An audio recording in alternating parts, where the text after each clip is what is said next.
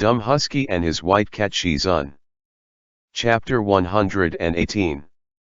Shizun sometimes fall for tricks too. Mo-ran had shadows. He was actually not a dead person. If Rongju were still alive, he would have been shocked by the truth, and then his blood would have rushed to his head and his mind would have been confused. For a moment he stood still. A person's reaction to a major event usually had a lot to do with the environment they lived in. For example, some people were usually like frightened birds, and if they encountered an unexpected event, they would easily be scared out of their wits. For example, Xuemeng was a favored son of heaven. He was usually calm and composed, and ordinary things would not alarm him at all. But for someone like Rongju, who had lived in the mud all his life, the hardships he had experienced made him think first of all about whether the matter would endanger him. If not, how to reap some benefits from it. He soon realized that Mo-ran was a living person who had infiltrated into the ghost realm, and that information could be of great benefit to himself. If he revealed Mo-ran's identity, it will be a great achievement, and he will definitely be able to get an official position in the underworld. As long as he seized the opportunity, he would be able to rise to the top. Even after death. This really was a pie that fell from the sky. What did he need to do in reincarnation?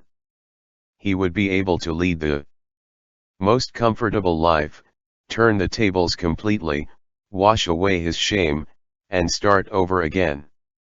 Rongju could almost see himself becoming a noble official, just like those other officials of the ghost realm.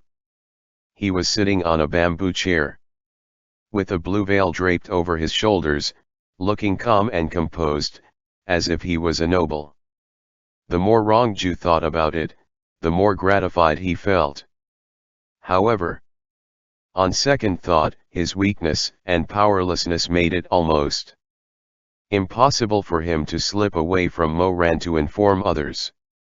He needed to find a way to burn Mo-ran into the flames. His eyes landed on Chu Wanning, who was dressed in golden red robes. Immortal Chu. Rongju sat down beside Chu Wanning, supporting his face with his palm as he greeted him. Chu Wanning, on the other hand, kept silent while probing the barrier. His eyes were closed as if they were covered in a layer of frost. Any luck with it?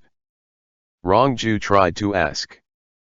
After waiting for a few moments, seeing that Chu Wanning was still not paying attention to him, but did not drive him away either, Rongju sat there by himself, saying a few words about something or other, and then said softly, "Esteemed cultivator, in fact, just now, I did not tell you the truth about something, for fear that you would look down on me and not want to pity me anymore and left me alone here." Chu Wanning's dark brows was furrowed, and although he did not speak, there was a fire between his brows, but he held it back, restrained it, and did not intend to let it out. But how could this fire escape the eyes of Rongju? In his soft voice, Rongju said, "While I was by the door, I was thinking carefully and I felt that I should not have lied to the esteemed cultivator. I felt bad, so I wanted to admit my wrongs to the esteemed cultivator."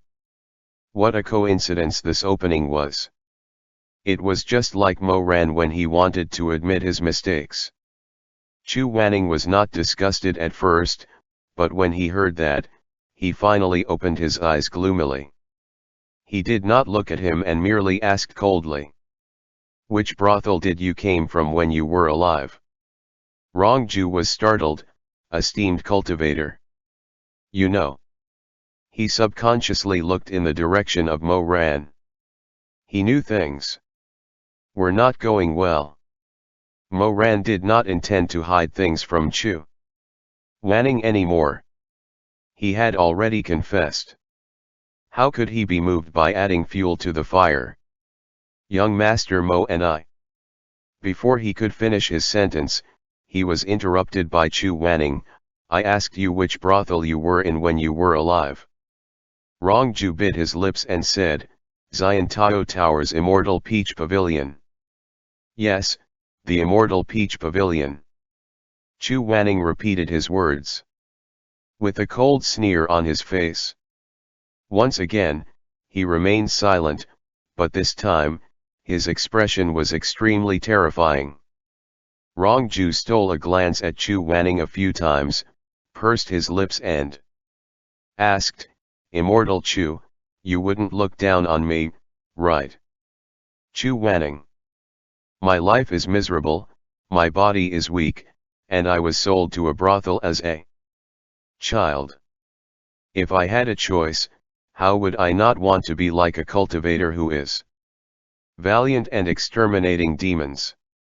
As Rongju spoke, he sighed and muttered in a depressed tone, if only I could become a cultivator after reincarnating, then that would be great. Soul personalities do not change by reincarnation. Chu Wanning said lightly, I'm sorry, but we're not on the same page.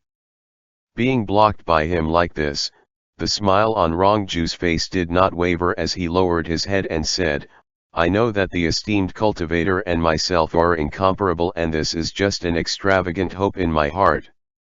If people like us don't give ourselves something to look forward to, if we don't give ourselves something to think about, I'm afraid we won't last more than a year and a half in the brothel before we think about killing ourselves. Seeing Chu Wanning's indifference, Rongju glanced at Mo Ran with his eyes, guessing that he could not hear his conversation with Chu Wanning, and then sighed softly. After all, the customers who came to the brothel were often vulgar and vicious, and did not treat us like human beings. At that time, to be able to receive a benefactor like young Master Mo would already be an enviable feat.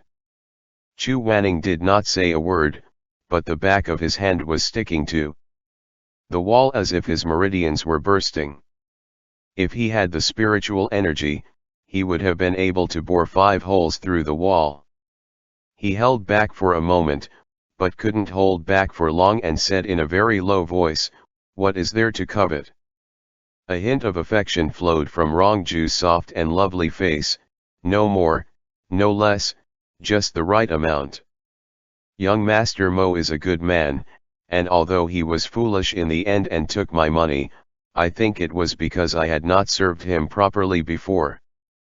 In the past, he has always been a reasonable person and his temper is also very pleasing. Chu Wanning listened silently with a cold expression. In our establishment, anyone who has accompanied him has always been grateful to him. Many of the servants are looking forward to his return. Does he go often? Rongju pretended to smile bitterly. How often? Since the esteemed cultivator has asked this question, I don't have a number in mind. Then tell me how often he goes, who he goes to and when he last went. Chu Wanning's thin lips touched up and down like a knife, each question splashed with a cold light that could kill Mo Ran. I didn't remember how often he came, but I always see him every 30 days or so. As for whom he goes for, it's not fixed, sigh, but this is all in the past, so there's no need for Immortal Chu to blame him. I asked you when was the last time he went. Chu Wanning's face was as cold as ice. Speak. Actually, since the day Mo Ran was reborn, he never went to visit Rongju, nor did he go to the brothel again. But looking at Chu Wanning's face, Rongju knew he couldn't answer the truth, so he pretended to be confused and added fuel to the fire. I can't say for sure, but until I died, young Master Mo was occasionally seen in the brothel. I think. Before he could finish the sentence, Chu Wanning stood up, withdrew his long fingers and dropped his wide sleeves. In the hazy night, his entire body was trembling slightly, and his eyes were filled with fiery sparks. Rongju was secretly delighted in his heart. He thought to himself that this person was so easy to deceive. In the brothel, he was the best at reading other people. He knew that the moment he opened his mouth, a decent person like Chu Wanning would definitely take the bait. However, Rongju's face showed a long-prepared trepidation, and he was busy saying, "Cultivator Chu, what's wrong? Did I say something wrong?" Such as, now that all of this has happened in his past life, you definitely couldn't blame young Master Mo for it. He's not an evil person. Does he need you to tell me? Chu Wanning trembled in anger and said harshly, "I am teaching my disciple a lesson, and now it is your turn to take care of it." Immortal Chu. Chu Wanning simply ignored him. His eyes were full of coldness, but there was also a burning anger in them. He pushed away Rongju, who was standing in front of him, and strode towards the door of the storehouse. He then picked up Mo Ran by the edge of his collar and pulled him to his feet. Mo Ran was shocked and quickly turned his head. "Shizun." Chu Wanning retracted his hands, as if he felt that it was dirty to touch his collar. He was like a cheetah who was waiting for an opportunity to kill. He stared at Mo Ran's face for a long time without uttering a single word. What else could he say? The punishments he received from the platform of sin and virtue did not wake him up. He had obviously admitted his wrongs to put on an act in front of him. Who would have known that he would still sneak off to Immortal Peach Pavilion to solicit prostitutes? Mo Ran was unaware that Chu Wanning was being tricked, but when he saw the angry look on his face, he felt both indignant and disgusted. He did not know which of his previous misdeed he has discovered, but he still suppressed his anger. "Mo Weiyu, how many of your words are true and how many are false?" Chu Wanning's voice was hoarse, his eyelashes rustling, and he said in a half-hearted whisper, "You are truly of deficient nature and beyond remedy." These words were like a boulder falling into the sea, stirring up 1,000 splashes of water. Mo Ran jolted and took 2 steps back, shaking his head and looking at him blankly. "That's not right. This is not right." These were the words that came out of Chu Wanning's mouth because he was extremely disappointed with Mo Ran in his previous life. Why would he say that again for no good reason? Mo Ran did not know what had happened, but he was anxious. He wanted to speak, but he was interrupted by Chu Wanning. The anger in his eyes were like a wildfire, burning his eyes red. He said hoarsely, "How long are you going to lie to me?" Mo Ran's mind was in chaos. What kind of lie was this? What did Chu Wanning know? He had too many sordid past stories that he couldn't bring to the surface, so when he saw Chu Wanning's horrific look, Mo Ran didn't even think for a moment that it was Rongju. As Chu Wanning pressed on, Mo Weiyu stepped back, until he could not retreat any further and his back was pressed against the wall. Chu Wanning stopped in his tracks and he looked into Mo Ran's face, which has gone deathly still. Mo Ran could not help but feel choked with he heard his Shizun's voice next. "What do you want me to do? To continue being fooled by you, pissed off by you, and played around in the dark? I thought you had changed for the better. I thought this boy could teach me to be better. I thought I could teach you as well." He slowly closed his eyes for a while before speaking softly. "Rotten wood cannot be carved. Shizun. Get lost. Don't you understand?" Chu Wanning suddenly opened his eyes, which were filled with coldness. "Mo Weiyu, you disappoint me too much. How do you expect me to pretend that I don't know anything and return back to the mortal world with you?" Mo Ran's heart clenched, and despite his annoyance, he grabbed his wrist under his wide sleeve and shook his head, his eyes wet and red. "Shizun, don't be angry, tell me what happened, okay?" If I'm wrong again, I'll change, alright? Don't chase me away. Change. At that time, Moran had already said that it would be changed. Did it change?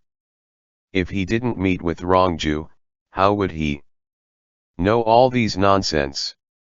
They say that Kering is chaotic, but Chu Wanning was the calmest of them all. However, he had a strong personality and was deeply emotional.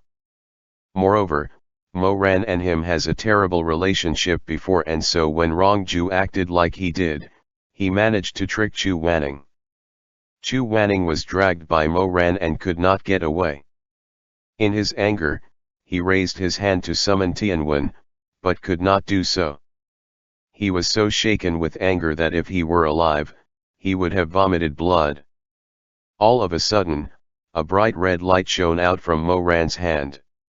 He then passed Jiangui into Chu Wanning's hands.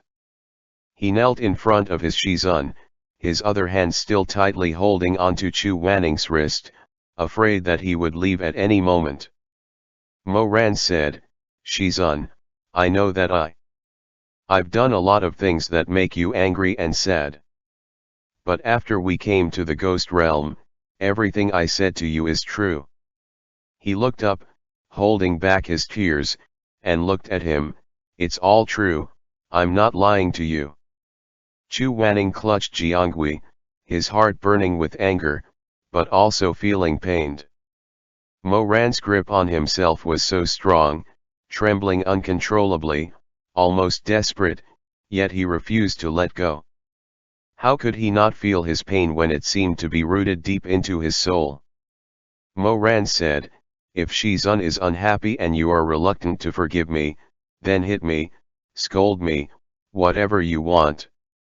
If you really don't want to see me again, and think, then I am deficient nature and beyond remedy." He choked up suddenly as he spoke. Moran lowered his head and knelt in front of Chu Wanning. "If Shizun really don't want me anymore." He didn't want Chu Wanning to see him cry, but his shoulders shook and the tears fell to the ground in a silent smear. "In the future, I will leave Shi Sheng Peak. Never again, and I will never appear in front of Shizun again. But please, I beg you." He was on his knees, his forehead almost touching the muddy ground. But the hand that was holding onto Chu Wanning's wrist was clenched so tight and so stubborn that it would not let go even if he died. "Please, don't go. Shizun." Chu Wanning closed his eyes. "You promised me that you would come back with me. I beg you, don't go."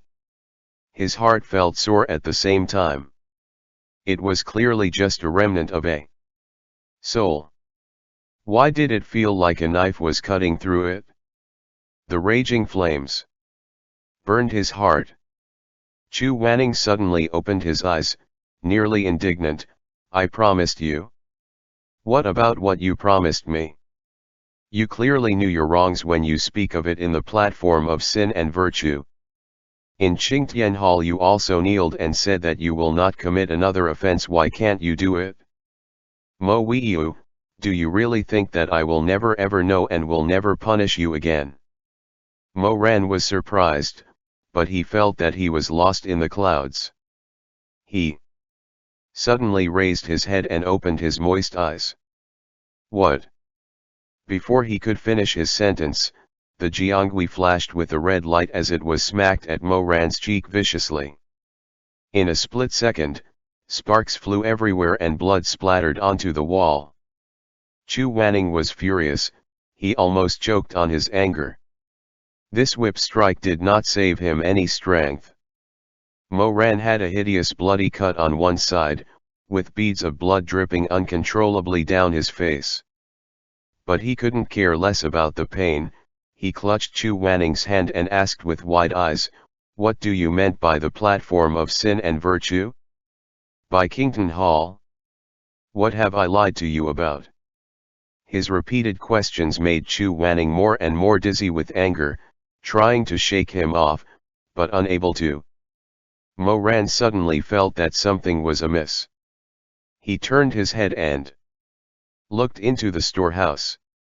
That wrong Jew actually sneaked out and ran away while the two of them were still fighting like a raging fire, and both of their eyes were still locked onto each other.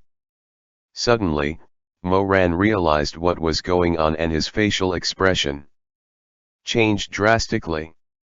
Shizun, we've fallen into his trap. Come with me.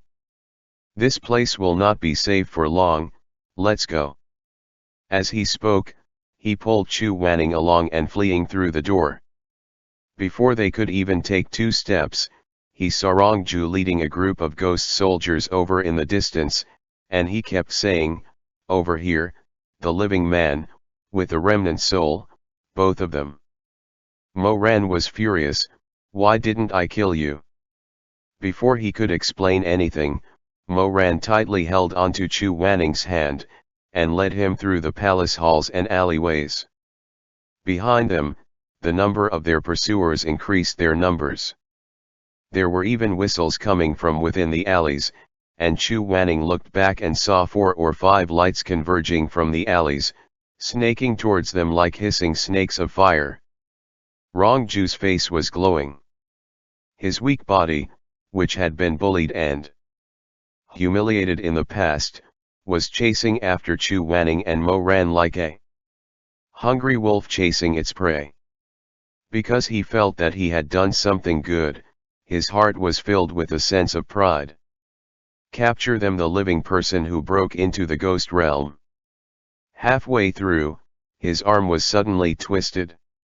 Rongju looked back in anger and saw the guard captain who had detained him earlier. He could not help but feel weak in his heart, but he still said sullenly, "Why did you capture me? Are you still not going to catch the person in front? They ran away without permission. Didn't you want to run away without permission, too?" The captain squinted at him maliciously. Rongju was greatly alarmed and said, I ran because I wanted to capture him for the 4th king. I found that he was alive. I was the one who found out that Mo Weiya was not a ghost, so don't think of capturing me so that you can steal that credit in front of the 4th king." The guard captain was stunned at first, but after pondering for a while, he laughed out loud. "You found it first? Merit. Ha ha ha, I'll steal your credit." That reckless laugh tightened suddenly. "I think you must be crazy to want to stick your head out." The 4th king had personally seen that person who is still living. Do you think the 4th king would use a barrier to seal the entire palace just to stop a normal kid? Ha, still trying to snatch the reward? I see that you are blind, and want to compete with the 4th king. Rongju was so shaken that he stumbled on his feet and fell violently to the ground. In front of him was an army of ghost soldiers rushing past him. As they chased after the backs of Moran and Chu Wanning, Rongju's lips trembled uncontrollably as he mumbled, "They discovered them long ago. The Ghost King had long. Did he figure it out? Am I not the first? No, no merit. It was as if the scene of wealth that greeted him along the way had crashed to the ground and was being trampled to pieces by the surrounding ghost soldiers. Rongju was stunned for a moment before suddenly going crazy. He struggled to leap forward, but his figure was too weak. He was like a lowly mayfly that refused to accept its fate, or a moth that had died as a result of a candle. His life had never been easy. He only had a single bed. Men, rich women, and the benefactors that tended to come and go. A small room that did not see the light of day, the morning and evening indistinguishable, that was his whole life. It was too dark, the night was never ending. He wanted tomorrow. He was willing to sacrifice his dignity, his flesh, his face, his goodwill, his conscience, whatever he had left, for the sake of tomorrow, for that half-hearted hope of life. In order to get more than an inch of light, he had to be on fire all by himself. Wait. Wait for me. Immortal Chu, save me. Arrest him. You betrayed us and escaped. Escort him to the fourth prince for trial. No, no, no, no, no, no. Rongju's pale white fingers tightly pressed against the ground, his hair was in disarray from his struggle, his beautiful face looked especially eerie under the tragic moonlight, his eyes protruding out, as he shouted in a stuttering manner, "Don't! Immortal Chu, save me!" After a while he shouted hysterically, "I found it first. I found him alive first. It's me. You can't do this to me. Without me, you wouldn't have been able to find them. You all want to rob me of my benefits, you all want to rob me of my merits." He was dragged and pulled away, his frantic screams soon drowned out by the rumbling of footsteps. End chapter. Dumb Husky and his white cat Shizun. Chapter 119. Shizun's four souls assembled. Although Chu Wanning did not hear what Rongju shouted behind him, he did not need any further explanation to understand that Rongju had deliberately provoked him in the storehouse to make him angry, so that he could use the right moment to escape and tell the others about them. When he thought about how he had always think twice about things, but when he had encountered something involving Mo Ran, he had become less calm and had actually fell for the trick with just a few words. Chu Wanning felt choked. He looked at Mo Ran, who was running a stone's throw in front of him, and couldn't help but ask, "About earlier, have you been back to the Immortal Peach Pavilion since?" When Mo Ran heard the name that he had almost forgotten, he staggered and scolded loudly, "Rongju, you beast! He said that I went to the Immortal Peach Pavilion again. How could I ever go back? Shizun, did he said that I was lying to you about this? I have never been to those places since the platform of sin and virtue. I have never deceived Shizun. If Shizun does not believe me, then use Jiangui to tie me up and interrogate me again. No need." Chu Wanning lowered his eyes and looked at the Jiangui he was still holding in his hand, thinking how he had used the willow vine infused with Mo Ran's very own spiritual power to hit him. "Wait a minute, godly weapon?" The light from Jiangui's fire illuminated his face in the dark night. Chu Wanning stared at it for a while. He tried to pour the spirit energy from the fire into his palm and felt a strong and abundant power rush through him. Chu Wanning suddenly realized where he could get a source of spiritual energy. Although the living and the dead can no longer transmit spiritual energy between them, but with godly weapons, it doesn't matter whether it's yin or yang energy. As long as the godly weapons itself does not reject it, then it would be the same. Mo Ran was halfway through his run when he felt Chu Wanning stop in his tracks, and he immediately turned around and asked anxiously, "Shizun, what is it?" His face was still colored and dripping with blood, and against his bright black eyes, he looked even more pitiful. Chu Wanning pursed his lips, a little embarrassed and a little uncomfortable, but the pride in his bones made him feel that although he had wronged Mo Ran, the young man had indeed been tangled up with the kinds of Rongju before and deserved to be beaten. After thinking about it for a while, Chu Wanning didn't know what tone to use or what expression to make, so he simply continued to say without any emotion or inflection to his tone, "Mo Ran, stand back to the side of the palace wall." "What for?" Chu Wanning said flatly, "Let me do a trick for you." Before he could react to what his Shizun meant, he saw the Jiangui's red light continuously flowing into Chu Wanning's earth soul, enveloping his entire soul in a layer of blazing fire. Mo Ran opened his eyes wide, seeing Chu Wanning and Jiangui's spiritual energy echoed each other until the flames suddenly disappeared. The man in the golden red robe turned his head around and said to him while holding up the willow vine that was spitting out flames, "Mo Ran, give Jiangui an order." Moran already vaguely knew what Shizun wanted to do, and although he couldn't believe it, he still immediately bellowed a command: Jiangui, treat Shizun as you would treat me, follow all his commands. The willow branch flew around in Chu Wanning's hand, bursting out with a string of sparkling red sparks. The leaves on the vine were overflowing with a brilliant radiance. Chu Wanning lifted up his other hand, his fingertips brushing the Jiangui vine inch by inch. Everywhere they passed, a brilliant light shone. At this time, several thousand ghost soldiers had already arrived not far from the two of them. Behind the two of them was a palace wall that reached into the clouds and was sealed by a barrier. There was nowhere for them to retreat to. However, Chu Wanning had no intention of retreating. A ray of bright light shone in his eyes, creating 1,000 ripples on the surface. The strong wind rose up, and his robes flapped wildly.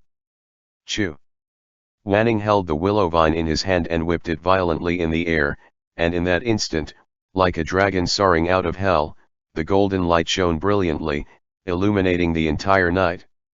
Jiangui listened to Moran's instructions and no longer rejected Chu Wanning. Instead, it gathered its own powerful spiritual energy into Chu Wanning's earth soul. Chu Wanning's eyes glowed with that blinding light, and his voice was both deep and steady as he commanded, Jiangui, 10,000 coffins. In a flash, countless willow vines of gold and red burst out of the ground, tearing the magnificent hall into tiles and bricks, while a thick vine choked the ghost soldiers, dragging them to the center of the willow vine and sealing them in place. Moran was stunned as he looked at the scene in front of him. He saw that the godly weapon and the remnant soul were in perfect harmony with each other, working together as one. He watched as Chu Wanning's robe fluttered in the wind, his hair as black as smoke. After he died, his heroic spirit shook heaven and earth, and no one could stop him. Taking advantage of this opportunity, Chu Wanning swept back and placed his hand against the palace wall, and with a mere effort of closing his eyes, he immediately found the weak point of the boundary. 9 feet up, 4 inches to the right, use a fire attack. Immediately, Moran leapt up as he had said, and before the ghosts in the palace had time to react, he gathered a fiery spell in his palm and slammed it down on the spot Chu Wanning had pointed out. Get out! Without having to say it again, Moran leapt to the wall, turned around and grabbed Chu Wanning, who came up after him, and the two of them broke out of the fourth king's palace. In the narrow alleyway, Chu Wanning and Moran were leaning against a wall, looking at each other, not saying anything, and it was Moran who couldn't hold back his laughter. That old devil is going to be so pissed off. Ouch! When he grinned, the wound on his cheek tugged painfully. Chu Wanning said, "Don't laugh." Moran stopped laughing, and in the dim alley, his eyelashes flicked and his dark, warm eyes looked at the other man and said, "Shizun, are you still mad at me?" If he had said, "Shizun, you have wronged me," Chu Wanning might have felt uncomfortable listening to him, so he instead asked whether he was angry or not. Chu Wanning hesitated for a moment before stealthily avoiding the topic. "Hurry up and cast the incantation. We are out of the fourth king's palace now." He might be too embarrassed to tell the other ghost kings, but it might not end well if we drag this out. When he heard this, he knew that Chu Wanning is coming with him, and his heart, which had been clenched since the beginning, was finally relaxed. Moran couldn't help but laugh again. It hurt when he laughed, and he couldn't help but cover his face. Chu Wanning. Moran took out the soul-calling lantern, held it in his hand and chanted the incantation silently. After 3 rounds of repetition, the lamp suddenly emitted a dazzling and blinding light that made it impossible to open one's eyes. It was as if he heard the chanting voice of Master Huizhui, coming through the rushing and majestic waters of the Yellow Spring, through the quiet and serene reeds of the River of Forgetfulness. "When are you coming back? When will you return?" After a while, the chanting of "When will you return?" seemed to come closer, and then the voice of Master Huizhui rang out in Moran's ears. "Why are there 2 earth souls here?" Master Huizhui's hazy voice held a hint of doubt. Moran closed his eyes and recounted the entire matter to Master Huizhui in his mind. The faint voice was quiet for a moment before saying, "You saw Shizun from Shunfeng House?" "Yes. Master. It's nothing. Since Master Chu said that it's normal to have two earth souls, then it should be so. It's just that this humble monk has never tried to recall two souls from the ghost realm at the same time. This will take a little longer. I'll have to trouble young Master Mo to wait a little longer." Moran looked at the fourth king's palace and asked, "How long will it take?" "We've just escaped from the palace of the fourth king. I don't know when they will catch up. It shouldn't take that long. Please be at ease, young Master Mo." Huizhui's voice fades even further as he drops these words, and after a while it is completely drowned out by the chanting of "When will you come back?" Chu Wanning could not hear Huizhui's voice and frowned slightly. "What's wrong?" "Shizun's soul is special. Master Huizhui said that we have to wait a little longer. This place is too close to the palace. Let's go away a bit further." Chu Wanning nodded and the two walked around a corner. It was almost dawn by now, and the old man who had given directions was about to close his stall when he saw Moran. He exclaimed, "Aya," and was very surprised. "Did you find the person you were looking for?" Moran did not expect to run into him again. He was stunned for a moment before saying, I found him. "Many thanks, uncle." "What's there to thank me for? It's all thanks to the young cultivator's good fortune." "Sigh. How did you get your face ruined?" "Oh, I was whipped by a ghost soldier." Moran made up a story. "No wonder, I already said that normal things shouldn't be able to harm ghosts." Sigh. "This must hurt so much." After some thought, the old man put the packed drawers down again and cooked 2 small bowls of wontons and held them out to them. "The rest of these will not be sold today, so please have some before you leave." Moran thanked him and watched as the old man took up the packed stall again and walked away. He then placed the bowl of wontons on the small stone bench beside him. Chu Wanning doesn't like green onions and leeks, so when the old man sprinkled some green onions in his wonton soup, Moran scooped all the green onions out of the bowl in front of him, then switched them with the one in front of Chu Wanning and said, "Shizun, have this bowl." Chu Wanning glanced at him but did not refuse. He picked up the spoon and slowly savored the taste. Moran watched him as he ate, the cold soup of the ghost realm touching his pale lips, without losing any of the wonton or the soup, eating it in the true manner of a ghost. "Is it good?" "It's not bad. It's not as delicious as the wontons that you made." Cough. Chu Wanning was caught off guard, as if choking. He suddenly raised his head, stared in disbelief at the person in front of him who was holding his cheek and smiling at him. Suddenly, he felt like a broken oyster in the sun, with no secrets. "What wontons I made." Elder Yuhan knitted his brows with a solemn expression on his face as he tried to play dumb and hid his embarrassment. "Stop pretending." However, before Chu Wanning could respond, his thoughts were smashed into smithereens by the hand that Moran used to rub his hair. Chu Wanning was furious and frustrated at the same time. "I know all about it." Moran took the lantern containing the human soul out of his kinkan bag and set it by the stone bench, saying, "When Shizun was alive, it was awkward. But now that Shizun has come to the netherworld, only his human soul was honest. I made it for you, but..." Moran raised his eyebrows and looked at him with a smirk. "But what? You felt guilty? Afraid you'd be angry? You regret it?" He could not say any of these things. Chu Wanning felt that there was something wrong within him. He always had more self-respect than others, and he regarded being nice, loving someone, having an attachment as something to be ashamed of. For so many years, he had become so accustomed to being alone like a huge tree amidst the wind and the rain. The kind of huge tree that never trembled like a flower. It didn't attract people's attention, nor did it move like a silky vine. It swayed with the wind, making one's heart itch. He just stood there, silent and solemn, steady and reliable, silently shielding people from the wind and the rain, casting shade for the people leaning against the tree. Perhaps it is because it is so tall and luxuriant that one has to deliberately tilt one's head up to discover, that this gentle shade is cast by him. But the passers-by came and went without anyone ever raising their heads, without anyone ever noticing him. One's vision is always accustomed to looking lower than oneself or at most at one's eye level, so he gradually got used to it, and it became the natural course of things. In fact, no one in this world was born to be an independent person. They were born to be dependent.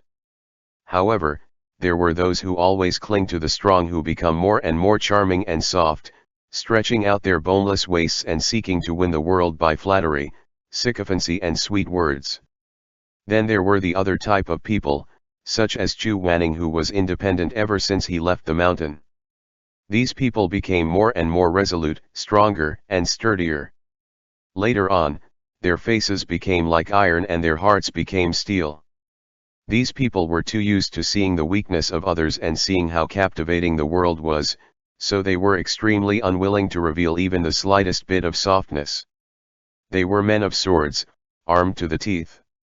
They do not expose any weakness, let alone gentleness. As time goes by, this type of person would seem to forget that when people are born, they all have feelings and intentions, have strengths and weaknesses. When they were children, they would cry and laugh.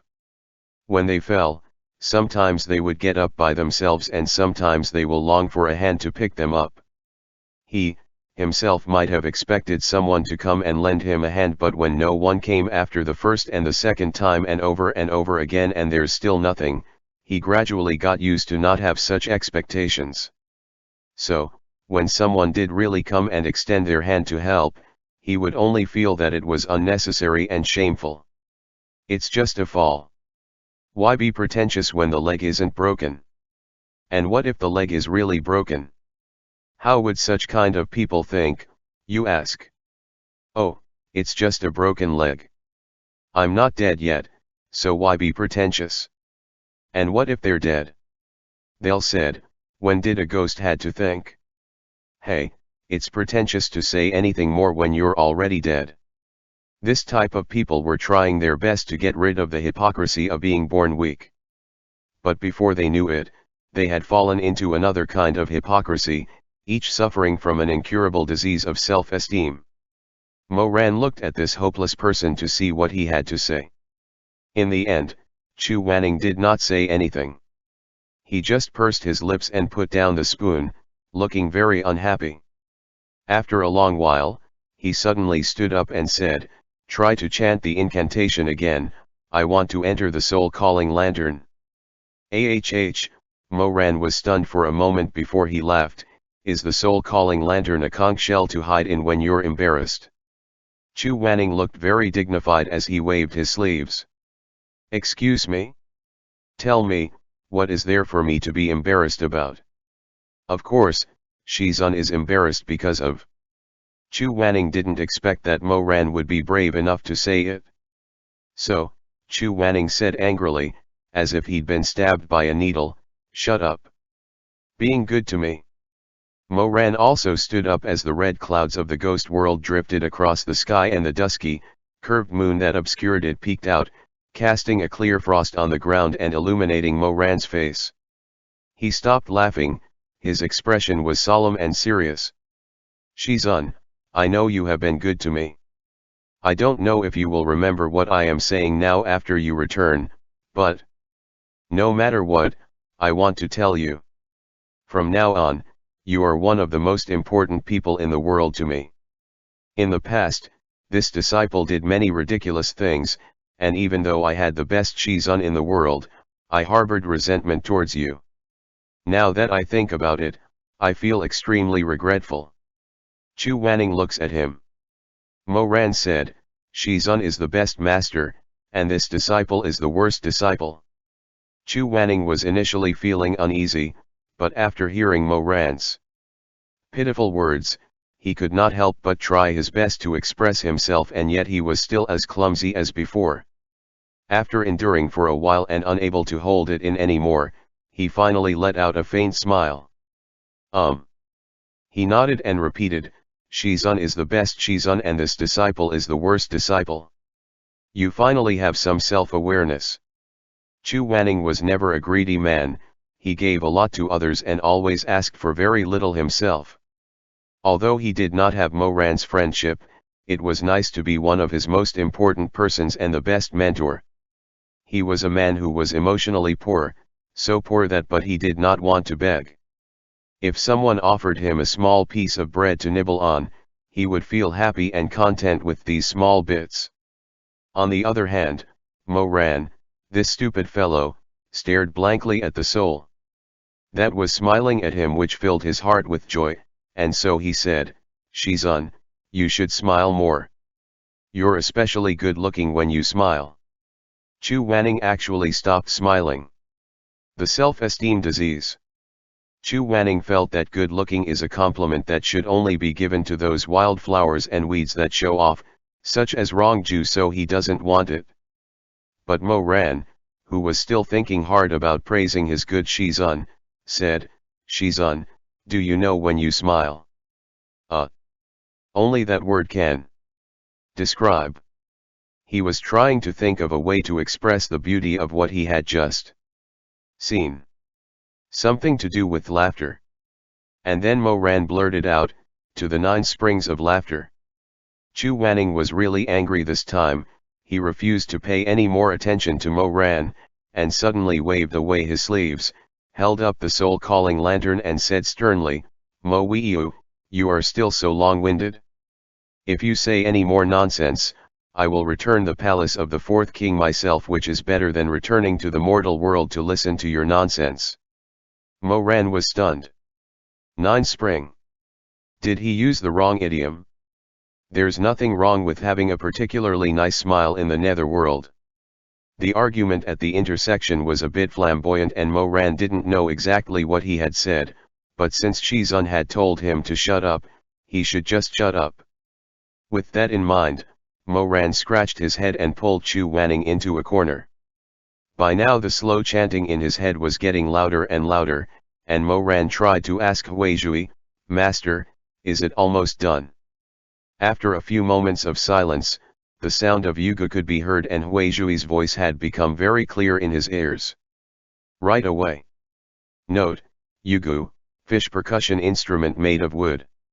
As the voice of Huizhui faded, specks of golden light floated out from Chu Wanning's second earth soul. The soul standing in front of him became fainter and fainter as the golden light flowed out, finally turning into 10,000 streams of fireflies that flowed into the soul-calling lantern like a river of stars. Mo Ran heard the master's chanting voice coming across the rushing and majestic waters of the yellow spring, across the quiet and serene reeds of the river of forgetfulness. When are you coming back? When will we return? All suffering was gradually washed away to paleness in this long, almost sighing Buddhist sound. Mo Ran, who was holding the soul-calling lantern, feels his body grow lighter and emptier. Thud. The crisp sound of a yuga could be heard. Like a sharp blade, it shatters this trance-like and indistinct recitation with a jolt. Mo Ran suddenly opened his eyes, as if he had been awakened from his stupor.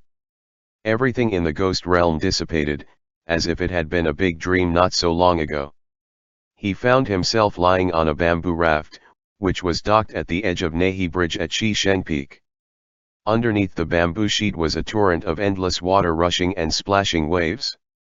The sky was crab green, but it had already been dyed with some light red. The bamboo leaves on both sides of the river flew in the air, and the sound of thousands of leaves were fresh and tender. The dawn seems to be coming. He blinked as if in a trance. He suddenly realized that the soul-calling lamp in his arms was gone. He was so shocked that his mind went blank and he abruptly sat up. Shizun. Don't shout. Someone said lightly. Mo Ran, gasping for breath as if he had been through a nightmare, turned his face pale and saw Huizhui sitting by the shore, tapping the yuga resting on the boulder and lifting his eyes. Even if you shout, he can't hear you at the moment. The soul-calling lantern was placed beside the yuga. It was overflowing with colorful light, rippling with golden light. Chu Wanning's soul energy was indescribably beautiful. Huizhui picked up the soul-calling lamp, stood up from the rock and nodded towards Mo Ran. "Young Master Mo, you have done well." Mo Ran climbed up with a grunt and jumped from the raft to the shore. He pulled Huizhui along as he asked urgently, "Master, let's go to Skyfrost Hall to find Shizun's mortal body. Hurry up, I am afraid his soul would disperse if we're too late." Huizhui could not help but laugh. How can it be dispersed so easily? Then he continued, "Don't be anxious, this humble have already asked young Master Xue to speak to the sect leader. Chu Wanning's mortal body should have already been moved to the Red Lotus Pavilion. This humble one is going to cultivate in seclusion and pass your Shizun soul back into his body." Mo Ran said, "Then let's go quickly." Noticing that Huizhui was not smiling, he hurriedly said, "Master, take your time. There's no need to rush." However, his eyebrows were clearly furrowed, and he walked forward with consciousness. He even wanted to reach out and pull Huizhui's sleeve, who he didn't seem to be in the least bit in a hurry. Huizhui shook his head, sighed and said, "It's useless to be in a hurry, young Master Mo." Mo Ran waved his hand repeatedly. "There's no rush, no rush. It's just better to be safe." Yes, it is important to be safe. When the soul leaves the body, and it cannot be instantly attached back to the physical body, otherwise it will go against the heaven and it will be extremely easy for the soul to shatter. Naturally, this poor monk would take his time. Right. Good. Take your time." Mo Ran agreed, but he couldn't help it. He hesitated for a moment before carefully asking, "Then, how long will it take for Shizun to come back to life?" Huizhui calmly said, 5 years. "So that's how it is. 5 years is 5 years. Mo Ran's face turned pale with fright, feeling like he was choking. 5 years at the earliest. Mo Ran. End chapter.